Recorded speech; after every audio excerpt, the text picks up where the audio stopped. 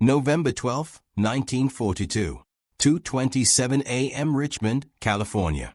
Arc lights burn through a coastal fog that smells of hot steel and salt water. Sparks fall like orange rain from a half-finished hull towering above the ways. Rivet guns chatter. Welding torches hiss. Somewhere in the darkness, a whistle screams once, long, urgent, final. And then, the massive hull begins to move. At first it is almost imperceptible. A shudder, a groan from timber and cradle. Then gravity takes over. 40,000 tons of raw American industry slides toward black water, with a sound like thunder rolling inside a metal cathedral. Men in coveralls step back, shielding their eyes. Women in bandanas, faces smeared with grease, freeze mid-motion, watching something that should not be possible. A ship, built in days. You can almost feel the vibration in the ground beneath their boots. The ocean waits just beyond the floodlights, swallowing reflections of flame and steel. As the boat kisses the water, a roar rises from the workers, not polished applause, but disbelief made audible. Someone shouts the time. 4 days, 15 hours, 29 minutes. The ship is named SS Robert E. Peary. And tonight, the rules of shipbuilding have just been broken. Only months earlier, this scene would have been unthinkable. War had turned the Atlantic into a graveyard. German U-boats hunted merchant convoys with mechanical patience, striking from darkness, slipping away before escorts could react. Tankers burned. Cargo ships split apart. Lifeboats drifted in freezing swells. Shipping losses were not just numbers, they were oxygen being pulled from the Allied war effort. Oil, ammunition, trucks, food. Without ships, armies starved before they reached the battlefield. The United States did not merely need ships. It needed time itself to accelerate. But time is not easily commanded. Steel must be rolled. Plates must be fitted. Rivets hammered. Keels laid by craftsmen who had learned their trade over decades. Before the war, building a large cargo vessel was measured in seasons. Sometimes a year. Sometimes more. And the Atlantic was not waiting. Inside a temporary office overlooking the yard, a heavy-set man with tired eyes studies a chalkboard covered in production numbers. His suit jacket hangs on a peg, sleeves rolled high. He is not a naval architect, not a career shipbuilder, not a man anyone expected to challenge centuries of maritime tradition. His name is Henry J. Kaiser. He watches the sliding hull through a window smeared with dust and sea mist. He does not smile. He calculates. Faster, he thinks. It must be faster. The revolution did not begin with a ship. It began with a question. What if ships were not built, but assembled? The idea sounds simple, almost obvious. But in 1941, it bordered on heresy. Shipbuilding was a craft, not a factory process. Hull plates were shaped and fitted piece by piece. Teams worked sequentially, not simultaneously. Every vessel bore the fingerprints of time. Kaiser saw inefficiency where tradition saw pride. He had built dams in impossible places, carving concrete into canyons under impossible deadlines. To him, scale was not a limitation. It was a weapon. And now, the war demanded a new kind of battlefield, one fought not with guns, but with throughput. His solution, prefabrication. Instead of building a ship in one place, build sections everywhere. Massive steel modules, bow segments, engine rooms, deck houses, fabricated simultaneously, then brought together like components on a production line. Not craftsmen shaping a vessel, workers assembling a system. It was an industrial philosophy applied to the ocean itself. But theory meets resistance when steel meets steel. Experienced shipbuilders doubted the idea openly. Welded hulls instead of riveted ones? Prefabricated sections aligned by crane? Around-the-clock shifts staffed by workers who had never seen a shipyard before the war? It sounded reckless. It sounded dangerous. It sounded impossible. Kaiser did not argue. He built. Daylight in the yard reveals organized chaos. Cranes swing overhead like mechanical giants. Flatbed trucks deliver prefabricated sections already bristling with pipes and wiring. Welders in thick gloves trace bright seams along steel edges, their torches painting brief suns across gray plates. The workforce itself is a revolution. Farmers, clerks, teachers, housewives, students. Thousands who had never touched ship steel before now operate machinery once reserved for specialists. Training programs compress years into weeks. Precision is demanded, but perfection is replaced by momentum. The yard never sleeps. Shift replaces shift in a continuous human current. Cafeterias serve meals at all hours.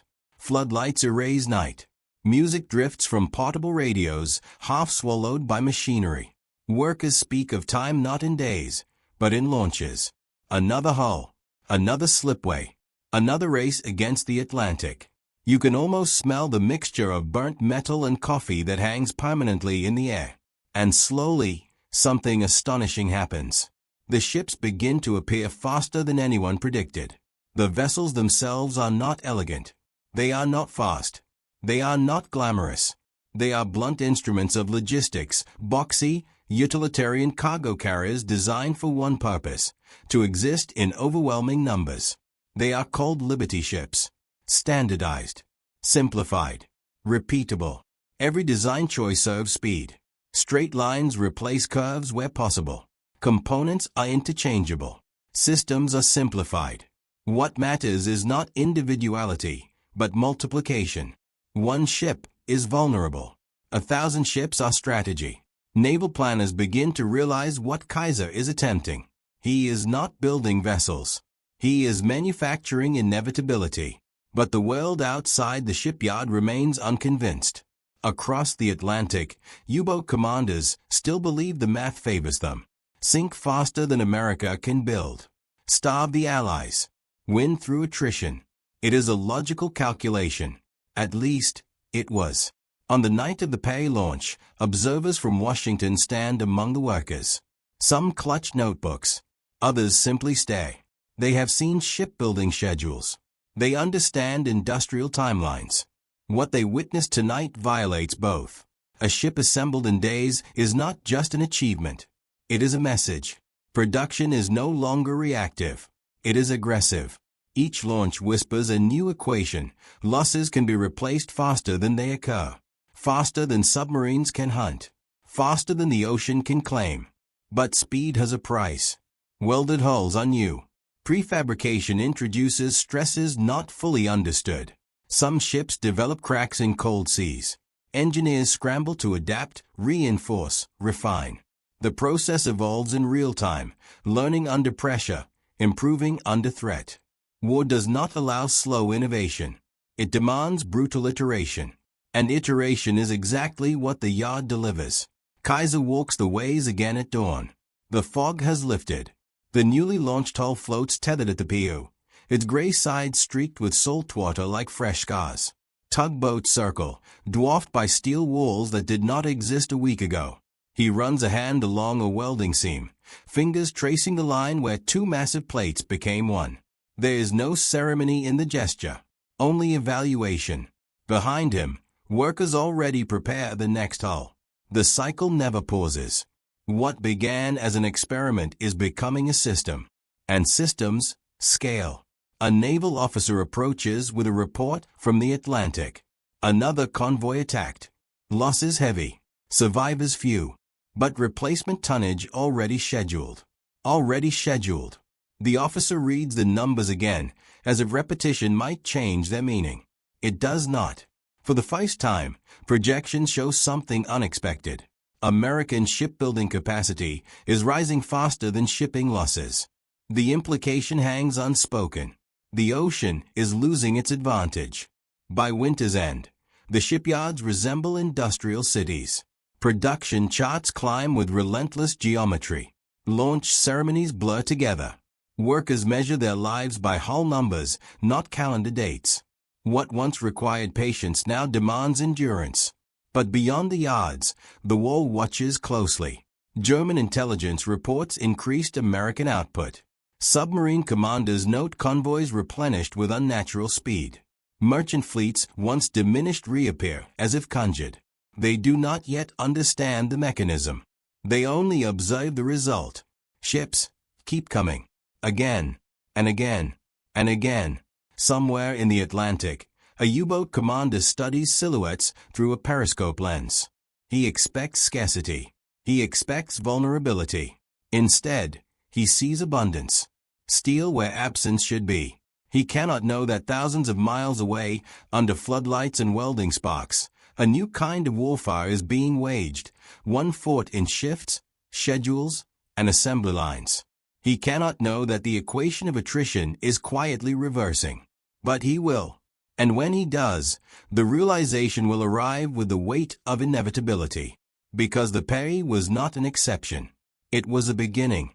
And the next launch will come even faster. January 3, 1943. 6:10 a.m. Richmond. A foghorn moans across the bay, low and mournful, swallowed by the grind of machinery already in motion. The yard is awake before sunrise. It never truly sleeps. Floodlights click off one by one as gray daylight reveals a landscape of steel skeletons rising from concrete like a forest of unfinished giants. A whistle blows. Not for ceremony, for synchronization. You can almost feel the shift change ripple through the crowd. Thousands of boots moving in practiced rhythm. Coffee steam curls from tin cups. Clipboards slap against glove palms. Overhead cranes begin their slow arcs, cables tightening, chains groaning, lifting prefabricated hull sections that weigh more than entire pre-war ships. The ocean lies just beyond the slips, calm and indifferent. But the yard moves with urgency that borders on defiance. Inside a cavernous fabrication shed, a steel plate the size of a house is lowered into position. Sparks erupt instantly as welders seal seams in blinding flashes. Their motions are fast, repetitive, almost mechanical. There is no room for hesitation. Each segment must fit precisely, because the system allows no pause. Prefabrication has done something radical to shipbuilding. It has broken time into pieces. Instead of one vessel growing slowly from keel to mast, hundreds of components now advance simultaneously across dozens of stations. A bow section takes shape here, an engine room elsewhere. Deck houses are wired and piped long before they ever meet a hull. The ship no longer grows. It converges. Every completed section moves forward like a heartbeat in a vast industrial organism. If one part slows, the entire rhythm falters. Supervisors do not shout. They measure. They chart. They optimize. Speed is not chaos. Speed is coordination. Across the Atlantic, commanders of the Kriegsmarine study reports that seem inconsistent with reality. Convoys previously reduced by submarine attacks reappear weeks later at full strength. Tanker losses are replaced before shortages materialize. Merchant tonnage projections refuse to collapse. The mathematics of blockade warfare depend on scarcity. Yet scarcity refuses to appear. One staff officer circles a figure in red pencil, replacement tonnage exceeding losses. He checks again. He checks a third time. It is not an error. Somewhere beyond reach, production has escaped expectation. Back in Richmond, innovation breeds more innovation. Traditional riveting, once the heartbeat of shipyards, is fading. The thunderous percussion that defined maritime construction is replaced by the whispering intensity of electric arcs. Welding is faster, lighter, more adaptable. But welding introduces new challenges. Heat distorts metal. Stress fractures creep silently through hull plates. Engineers examine crack seams with furrowed brows, searching for patterns. Reinforcement techniques evolve overnight. Testing becomes relentless. Failure is not hidden. Failure is studied, corrected, integrated. War has transformed experimentation into routine. You can almost sense the urgency in the way engineers run hands across steel surfaces, feeling imperfections before they become disasters at sea. At a planning board near the slips, production schedules fill entire walls. Chalk numbers shift daily. Arrows mark progress. Color tags indicate readiness. It resembles a battlefield map more than an industrial plan. Because in truth, it is. Each hull represents supply lines not yet severed. Ammunition not yet delayed. Troops not yet stranded. The yard's output travels invisibly into every theater of war. Workers understand this instinctively. Many have brothers overseas, sons in uniform. Letters from the front arrive folded and creased. Read during brief meal breaks beneath cranes and scaffolding. The war is not abstract here. It is personal. A woman guiding a welding torch pauses only long enough to wipe sweat from her brow. She learned this skill 6 months ago. Now her hands move with precision that would have astonished pre-war shipbuilders. Transformation is happening not just in steel, but in people. Midday brings an unusual visitor. A naval liaison officer steps onto the platform overlooking the yard. His boots carry Atlantic salt stains. He has seen what happens when supply lines falter. He watches a prefabricated stern section descend into alignment with a waiting hull. The fit is exact. Workers secure it in minutes. Minutes. He calculates silently. If assembly continues at this pace, launch dates compress beyond previous projections. Convoy schedules can expand. Operational planning gains flexibility once considered fantasy. For the first time, logistics begins to feel offensive rather than defensive. The officer scribbles a note to be transmitted eastward. Production acceleration confirmed. Output surpassing previous capacity estimates. He hesitates before adding a final line. Enemy attrition model likely compromised. Far beneath Atlantic swells, a Type 7 submarine of the Type 7 U-boat glides silently through cold darkness. Inside, smells of diesel and tension. Red lamps cast everything in muted crimson. The command appears through the periscope, tracking silhouettes of a convoy he expected to be thin, vulnerable. Instead, he counts hull after hull after hull. Freighters, tankers, escorts. He frowns. It is not the size of the convoy that troubles him. It is its familiarity. He recognizes shapes he believed already sunk. Not literally the same ships, but the same capacity, the same abundance, the same resilience. He lowers the periscope slowly. Something has changed in the enemy's world. But he cannot yet see what. In Richmond, the yard's tempo intensifies further. New slipways are added. Training programs expand. Instruction manuals simplify procedures into sequences any determined worker can master. Efficiency experts time every motion, eliminating hesitation wherever it hides. The philosophy spreads beyond one location. Other shipyards adopt similar methods, replicating the system like a patent stamped across the coastline. Industrial multiplication. Not one miracle, but many. The ocean's vastness is being challenged by repetition. Evening falls. Lights ignite again across the yard, erasing the concept of night. Workers rotate. Machinery continues. A newly assembled hull receives its final inspections before launch. You can almost feel anticipation building, not ceremonial, but operational. Launch is not an end. It is merely clearance for the next cycle to accelerate. A supervisor checks his watch. Production records are about to fall again. He does not celebrate. He adjusts the schedule, because each improvement becomes the new baseline. Far away, in a dim operations room in Berlin, a strategic assessment reaches senior command. The document is cautious, analytical, restrained. Yet its conclusion is unmistakable. American shipbuilding capacity is increasing at an unprecedented rate. Submarine warfare effectiveness, while tactically successful, may not achieve strategic objectives under current industrial conditions. The implication is devastating. Attrition cannot win against multiplication. But institutions resist unwelcome truths. Debate follows. Projections are revised.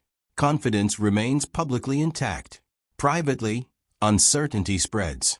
Back in Richmond, the next hull begins its slide toward water. Workers step back, faces illuminated by floodlights and sparks. Another vessel enters the ocean. Another number added to a growing total that is no longer surprising, only relentless.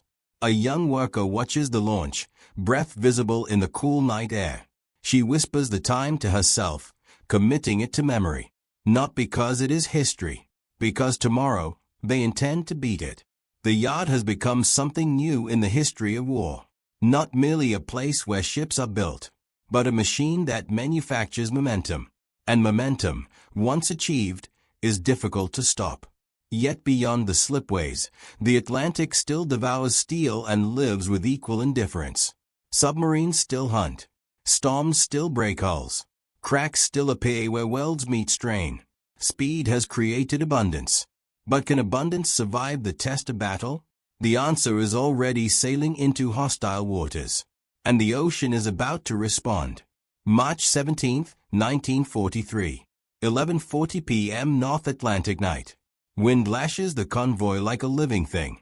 Waves slam against gray hulls, sending icy spray across decks slick with salt and fear.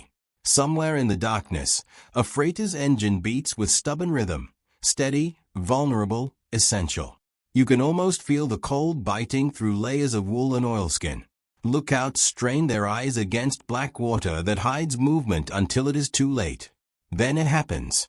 A column of water erupts beside a merchant ship, white, violent, towering. A torpedo has found its mark. Steel screams. The vessel lists. Sirens wail across the convoy formation, a chain reaction of alarm echoing through the night. But something else happens too. Where once a single loss meant a lasting absence, another ship closes the gap. Formation restored. The convoy continues. Weeks earlier, this exact vessel had been nothing more than prefabricated sections in an American yard. Plates welded under floodlights. Compartments wired before they had a hull to inhabit. Workers whose hands still bore calluses from new tools had shaped its existence. Now it sails through war's most dangerous corridor. Its holds packed with trucks, ammunition, and grain. Its name is painted in simple white letters along the bow, SS John W. Brown. It is not unique. That is its power. In a dim briefing room in Washington, planners of the United States Maritime Commission study a map covered in pins. Red marks losses. Blue marks new tonnage entering service. The blue pins multiply with unnerving speed. Chairman Emery S. Land taps a pencil against the table. His expression is measured, but those present sense a shift in the room's gravity. Projections once dominated by fear now include something unfamiliar. Margin. Ships are still being sunk. Crews are still dying. The ocean remains merciless. But replacement no longer trails destruction. It begins to outrun it. Back at sea, the convoy's escort commander scans radar returns that pulse faintly on a circular screen. Technology has begun to shorten the darkness. Signals reveal movement where human eyes fail. A shadow approaches beneath the waves. Countermeasures launch. Depth charges detonate in thunderous succession, shaking the water into boiling turbulence. Somewhere below, a submarine captain feels the pressure hammer against steel plating. The battle is not cinematic. It is mechanical, calculated, relentless, and increasingly, it is influenced by something thousands of miles away, production schedules. Below the surface, inside a German submarine, the commander listens to explosions echo through the hull. His charts show expected convoy traffic. But reality has become unpredictable. Sink one ship. Another appears weeks later. Destroy tonnage. Replacement tonnage arrives. He records sinkings carefully. Yet the strategic picture refuses to change. For the first time, doubt infiltrates not just tactical decisions, but the premise of the campaign itself. If the enemy can replace losses faster than they occur, what exactly is being achieved? The question lingers in the stale air of the control room. No one speaks it aloud. In Richmond, the answer continues to take shape under blazing lights. Production methods refine further. Sections arrive at assembly already painted. Electrical systems pre-installed. Piping pressure tested before integration. Efficiency compounds upon itself like interest. Supervisors begin tracking not just days, but hours. Launch intervals shrink. You can almost sense a quiet confidence emerging among workers, not pride in individual achievement, but belief in the system they inhabit. They are no longer racing to catch up with loss. They are creating surplus. And surplus changes everything. A convoy reaches its destination in Britain. Dock workers stare at the sheer number of arriving hulls. Cargo pours ashore in quantities that strain storage capacity. Fuel tanks fill. Warehouses swell. Military planners adjust timetables once constrained by shipping shortages. Supply no longer dictates strategy. Strategy begins to dictate supply. It is a reversal so subtle that few notice its full meaning. But those who do, never forget the moment. Spring storms roll across the Atlantic, testing welded seams and prefabricated joints with brutal impartiality. Some hulls crack under stress. Emergency repairs follow. Engineers collect data, refining designs again. Strength improves. Failures diminish. The process resembles natural selection, only accelerated by war's urgency. Ships are not simply built. They evolve. In Berlin, naval analysts present updated assessments to senior leadership. Charts reveal a troubling trend. Shipping capacity remains stable despite aggressive submarine operations. Projections of Allied collapse recede into statistical improbability. One officer frames the reality with reluctant precision. The adversary has converted industry into a strategic weapon. Silence follows. Because a weapon that multiplies is difficult to counter with one that merely destroys. Night returns to Richmond. Another hull slides into dark water. Workers barely pause before turning back toward the next structure already rising behind them. The rhythm has become self-sustaining. Build, launch, replace, expand. You can almost feel history accelerating, not in speeches or declarations, but in schedules, shifts, and steel joining steel. The ocean continues to claim ships. But now the ocean must contend with something new. Endless arrival. Far out in the Atlantic, a submarine commander surfaces at dawn. The horizon reveals silhouettes moving steadily west to east, freighters in disciplined formation, escorted, replenished, unbroken. He studies them through binoculars. There are more than there were last month. More than the month before that. He lowers the glasses slowly. For the first time, he understands that he is not fighting individual ships. He is fighting a system. And systems are harder to sink. But even systems have limits. Steel can crack. Workers can tire. Production can falter. The question now is not whether ships can be built quickly. It is whether speed can be sustained long enough to change the course of the war. The answer is already being forged beneath floodlights. And it will demand more than machines. It will demand belief. September 27, 1943. 1:05 a.m. Portland. Rain falls in a cold, steady sheet, turning floodlit shipways into rivers of reflected light. Water runs along steel plates and drips from crane cables, suspended like black threads against the night sky. The soundscape is relentless, welders crackling, generators humming, boots splashing across slick planks. Another hull waits on the ways, massive and silent, its bow looming over workers no taller than its anchor chain links. A foreman checks his watch.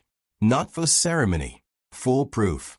The revolution that began as an experiment is now a doctrine spreading across America's coasts. Shipyards once separated by distance now function like synchronized organs of a single body. Methods refined in California appear weeks later in Oregon.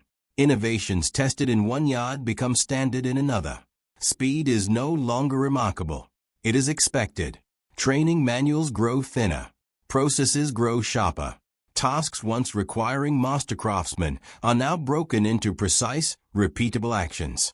A welder need not understand the whole ship, only the perfection of a single seam repeated hundreds of times. You can almost feel the shift in mindset. Shipbuilding has ceased to be an art. It has become momentum. At the Kaiser Shipyards, production boards no longer track whether targets will be met, but by how much they will be exceeded. Supervisors move through the yard with clipboards marked not by uncertainty, but by optimization. One improvement shaves an hour. Another saves 3. A redesigned workflow removes an entire day. Time itself is being disassembled and rebuilt like the ships. But the turning point is not measured only in steel. It emerges in human endurance. Fatigue is everywhere, etched into faces, hidden in aching shoulders, buried beneath determination. Workers collapse into brief sleep between shifts. Cafeteria lines move at all hours. Posters age persistence. Radios broadcast news from distant fronts where the ships they build now make landings possible. A young welder pauses during a break, staring at her gloved hands. The gloves are worn thin from constant use. She flexes her fingers slowly. She is exhausted, and she returns to work anyway, because somewhere across an ocean, soldiers depend on cargo that does not yet exist. On the Atlantic routes, convoy commanders begin noticing a subtle transformation. The psychological weight of loss begins to shift. Sinkings still occur. Explosions still shatter nights. But where once absence lingered, replacement now arrives with unsettling speed. A freighter torpedoed in spring is replaced by summer. A tanker destroyed in autumn is replaced by winter. The war's arithmetic is changing from subtraction to regeneration. Supply lines that once seemed fragile now feel resilient, almost elastic. Stretch them. They recover. Cut them. They reform. In naval headquarters, strategic planning maps evolve. Operations once constrained by shipping availability now expand in scope. Amphibious invasions, sustained offensives, distant deployments, all become feasible when tonnage is no longer scarce. Logistics ceases to be a limitation. It becomes a capability, and capability invites ambition. Back in the yards, a new milestone approaches. A hull has moved from keel laying to launch in a time frame that defies pre-war comprehension. Observers gather quietly, not for spectacle, but for confirmation that the system has reached a new threshold. Chains release. The ship begins to slide. Workers do not cheer immediately. They watch in focused silence, as if witnessing an equation resolving itself. The hull enters water cleanly, controlled, inevitable. Another vessel joins the fleet. Another increment of certainty added to the Allied cause. Across the Atlantic, a submarine commander reads intelligence summaries reporting American shipbuilding figures that no longer resemble projections from early war years. He studies the numbers in isolation, then in sequence, then in context. They do not plateau. They accelerate. He closes the folder slowly. Attrition warfare depends on limits of material, labor, endurance. But what if those limits have been expanded beyond reach? The question follows him through every patrol. Autumn storms batter the North Atlantic with renewed ferocity. Waves rise like moving walls. Hulls strain. Cargo shifts. Steel groans against forces that care nothing for human urgency. Yet convoys persist. Not because ships are indestructible, because they are replaceable. And replacement, when constant, becomes a form of protection. In Portland's yard, the foreman who checked his watch hours earlier now stands near the water's edge. Rain has stopped. Steam rises from cooling metal. He studies the slipway where the last hull departed. Already, another skeleton grows behind him, plates lifted, seams traced, structure emerging from process. He does not think of history. He thinks of pace. Faster if possible. Steadier if necessary. Unbroken at all costs. Reports from Europe begin to confirm what planners dared only to hope. Operations once delayed by shortages proceed on schedule. Armies move with supply lines that hold. Airfields fill with fuel. Ports receive cargo in volumes that defy previous constraints. Industrial output has crossed an invisible threshold. The war is no longer asking whether ships can be built quickly. It is asking how far abundance can push victory forward. Night deepens. The yard's lights burn brighter against the darkness. Workers continue their rotations, part of a system larger than any single individual. Steel plates meet in showers of sparks. Schedules advance. Ships take shape. And somewhere far beyond the horizon, commanders on every side begin to understand that the struggle for the Atlantic is no longer decided only by weapons at sea, but by decisions made under floodlights on land. The realization spreads quietly, like a tide that cannot be reversed. Because what has been created is not merely a faster way to build ships. It is a new form of warfare, and its full impact is only beginning to be felt. January 14, 1944. 8:32 a.m. North Atlantic, gray dawn. Low clouds hang like a ceiling of iron. The sea is calmer than usual, but tension rides every swell. A convoy stretches across the horizon, columns of freighters advancing with deliberate, almost mechanical order. Smoke trails drift behind funnels, dissolving into cold air. On the bridge of an escort vessel, a lookout lowers his binoculars slowly. There are more of them than last time. It is not an observation. It is a realization. For months, submarine patrol reports had documented the same unsettling pattern. Convoys did not shrink over time. They regenerated. Routes once thought vulnerable now appeared saturated with tonnage. Where gaps should exist, ships stood in formation, steady, persistent, unyielding. The change had not been sudden. It had been cumulative. And now it was undeniable. Inside Allied command rooms, planners begin speaking openly of something previously reserved for cautious analysis: logistical superiority. The phrase does not carry drama. It carries certainty. Statistics confirm what intuition suggested. American ship production is no longer responding to losses. It is overwhelming them. A senior naval analyst places a new chart beside older projections. The lines diverge dramatically. Early estimates predicted a narrowing margin between shipping capacity and submarine effectiveness. Reality has done the opposite. Capacity rises sharply. Losses plateau. The curves no longer intersect. The analyst circles a point on the graph with deliberate care. This, he says quietly, is the moment attrition failed. Across the ocean, industrial rhythm continues without pause. In the yards, the act of launching a ship has become routine, almost procedural. Workers record times, adjust sequences, and begin again. A foreman watches a hull slide into water and immediately turns to the next structure already waiting. The launch is not a triumph. It is a transition. You can almost feel the psychological shift. Production is no longer driven by urgency alone, but by confidence in continuity. The system will not stop. Convoys arriving in Britain now carry not only survival supplies, but preparation for something larger.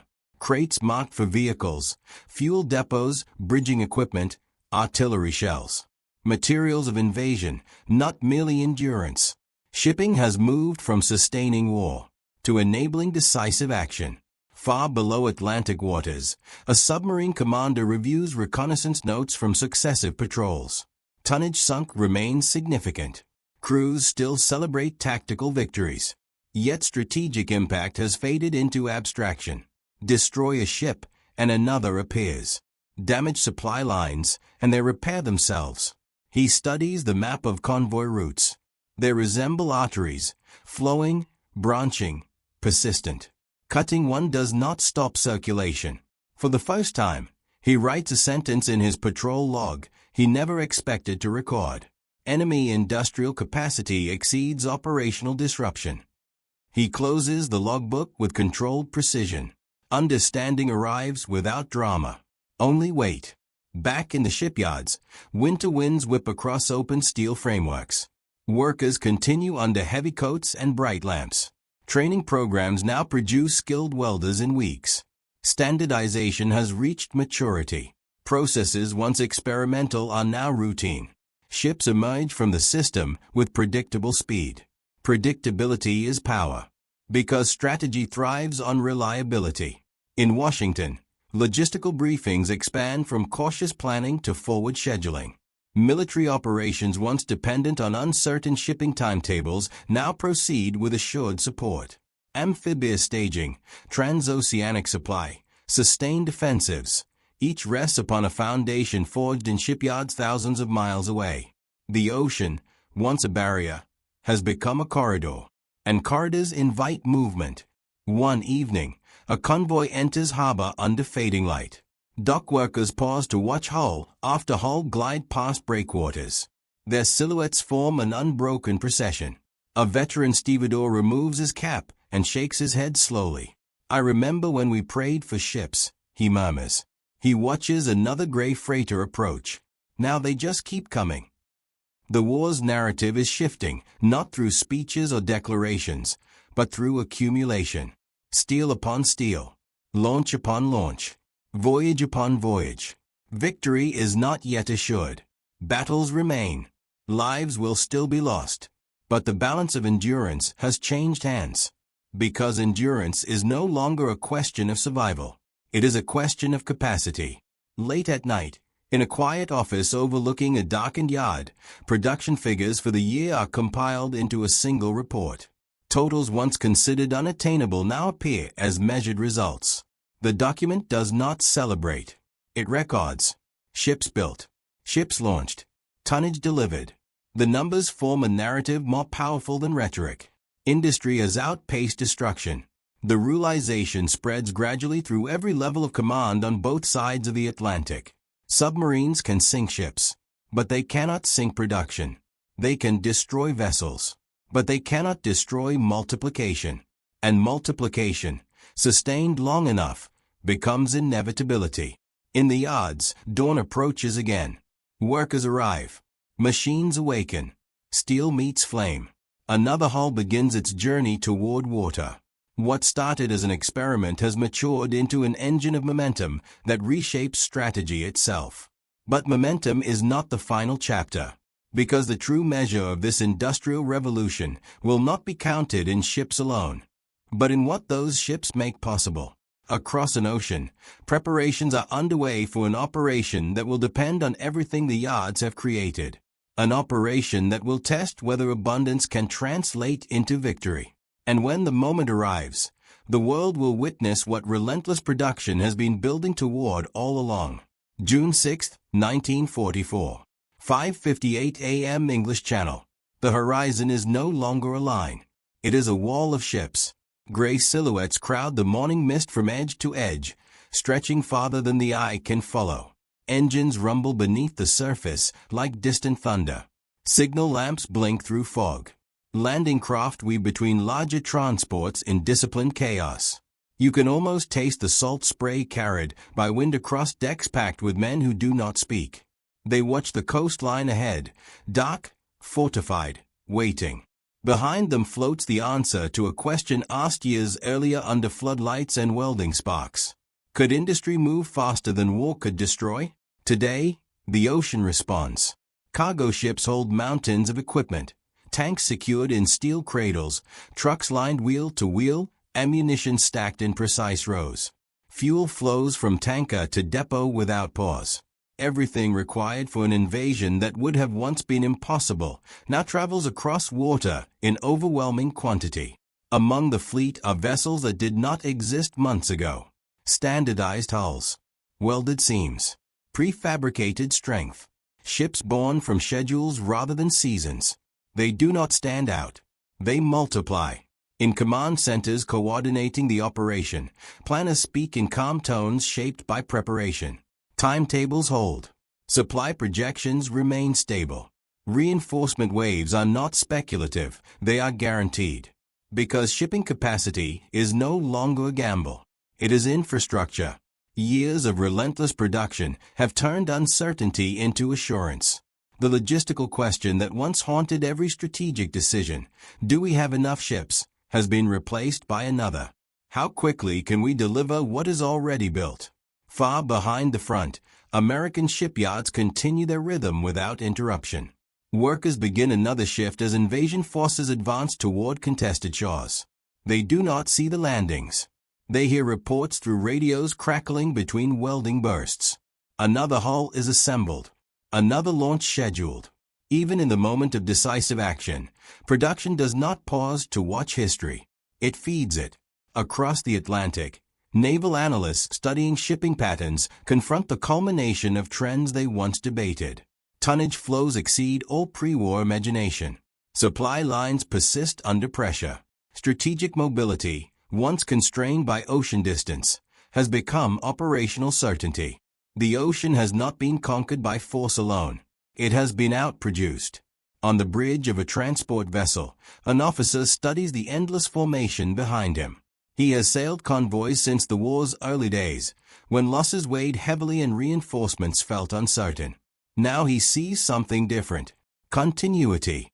He lowers his binoculars slowly, aware that what surrounds him is not merely a fleet, but the physical expression of an industrial decision made years before. Build faster. Build more. Build without pause.